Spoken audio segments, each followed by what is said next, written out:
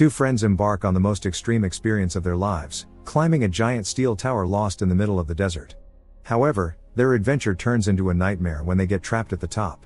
It all starts with three climbers scaling a huge mountain: Becky, her boyfriend Dan, and her best friend Hunter. The three share a passion for adrenaline and climbing, and that day they wanted to get as high as possible. However, during a dangerous stretch, Dan loses his balance and falls into the void, leaving Becky completely devastated. 51 weeks later, Becky is still unable to rebuild her life. She has been unable to process Dan's death and carries his ashes in a box that she keeps in plain sight. To ease her anguish, she spends her nights drinking in a bar and calls Dan's voicemail over and over again to hear his recorded voice and feel him close. Her father tries to get closer to her and support her, but he makes the mistake of telling her that maybe Dan wasn't the perfect man she should be suffering so much for. Becky interprets this as disrespect for her pain, gets angry, and retreats back to her apartment. There, she tries to listen to Dan's voice again, but discovers that the phone company has already disconnected the line. This loss overwhelms her completely, and she decides to take a handful of pills to end her anguish, until the phone rings. It's Hunter, who shows up unexpectedly at her house with a plan crazy enough to pull her out of her self-destructive spiral. She wants them to go climbing together again, like they used to before the tragedy. She tells her about an abandoned television tower, extremely tall and dangerous, and proposes climbing it to scatter Dan's ashes from the top. Becky is deeply hesitant. She hasn't climbed anything since the accident, but Hunter insists that this experience could help her close the chapter and feel alive again. Finally, Becky agrees to travel with her. That night they stop at a roadside restaurant next to a small motel. There we learn that Hunter now creates content for social media. She is an extreme travel YouTuber, always looking for challenges to feel that she still has a purpose. They ask the restaurant staff for the exact location of the tower, and a waitress points out the flashing red light at the top in the distance.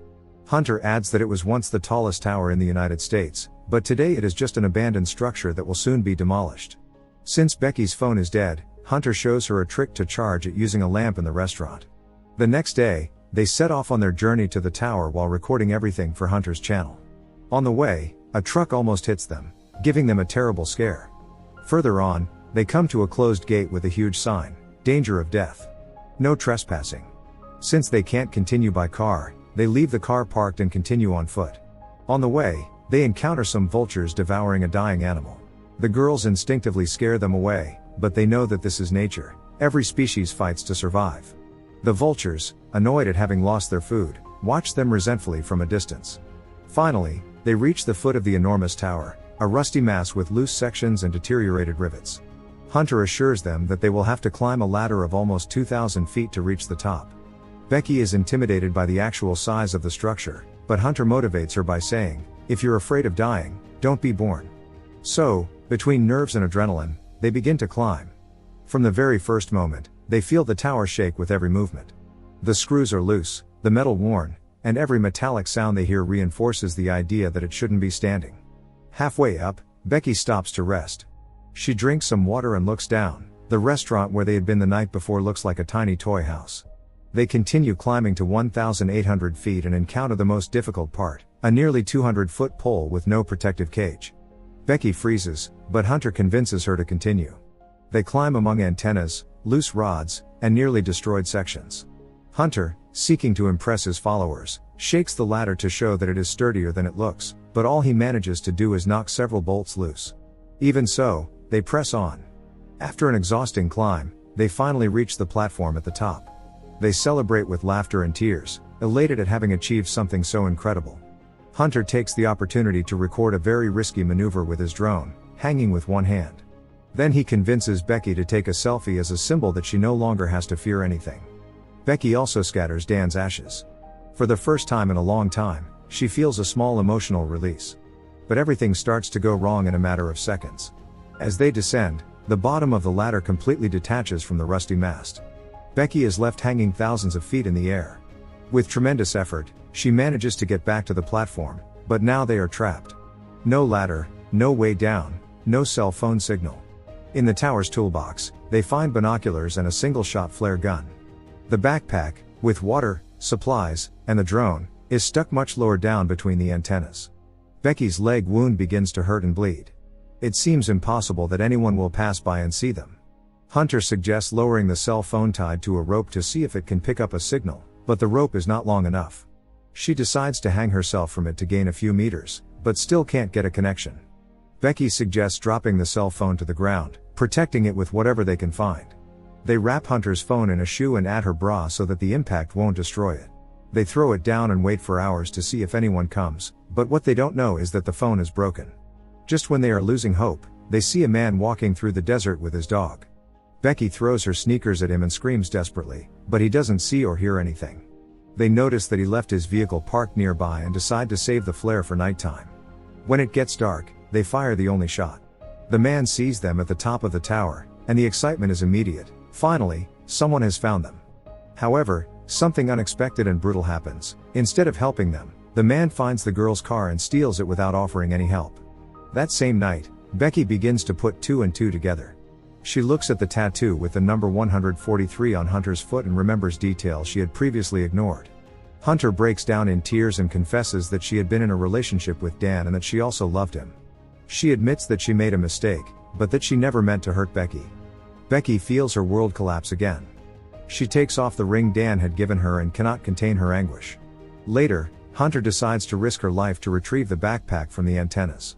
There is water in the drone, their only real chance of being rescued. She climbs down with the help of the rope, manages to reach the backpack, and soon begins to climb back up. It looks like he's going to make it, but he slips and falls into the void.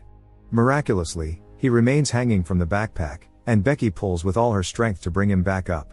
With the backpack on the platform, Becky writes a message for help on a piece of paper and places it in the drone to send it to the restaurant. However, the battery runs out too quickly and the drone must return. That night, Becky has a nightmare that makes her scream. Vultures attack her and she sees Hunter dead and being devoured, but when she wakes up, her friend is still alive beside her. She quickly comes up with an idea. They could charge the drone using the light from the lighthouse at the top of the tower, just as they had done with the restaurant lamp. In the morning, Becky plucks up her courage and climbs even higher, removing the spotlight from the lighthouse. She uses her ring as a makeshift conductor and manages to charge the drone. However, a vulture begins to attack her persistently and she loses her backpack. Even so, she endures the repeated pecks until the drone has the necessary charge. Exhausted, she manages to climb back down. They are ready for their second attempt. They launch the drone, and it flies straight towards the restaurant. Everything seems to be going perfectly until, on the way, it is hit by a truck that destroys it completely. Another missed opportunity. Becky begins to accept the idea of dying there. She hasn't eaten anything in days, she is weak and surrounded by vultures waiting for her to die.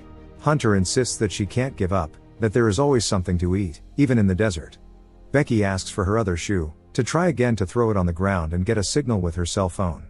However, she discovers something terrifying. Hunter can't give it to her because that shoe is down below, among the antennas.